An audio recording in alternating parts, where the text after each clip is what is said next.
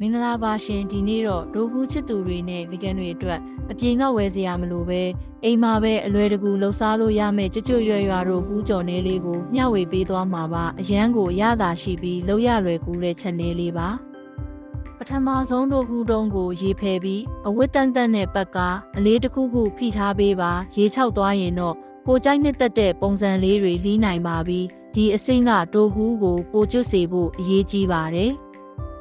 နှီးထားတဲ့ဒိုကူတုံးလေးတွေကိုပြောင်းဖူးမှုန့်တို့ကစီမှုန့်အနှဲငယ်နဲ့သမအောင်နေပြီးအချိန်ခဏလေးထားပေးပါဒီလိုလုပ်ပေးခြင်းကအပေါ်ယံကိုကျွတ်ရွစေပြီးအတွင်းသားကိုလည်းနူးညံ့စေပါတယ်စီပူလာရင်ဒိုကူတုံးလေးတွေကိုရွှေအိုရောင်တန်းပြီးကျွတ်လာတဲ့အထိကြော်ပေးပါမီးအတင်းတင်းနဲ့ညီညီညာညာကြော်ဖို့အရေးကြီးပါတယ်အချိန်ပေးပြီးဖြည်းဖြည်းချင်းကြော်ပါ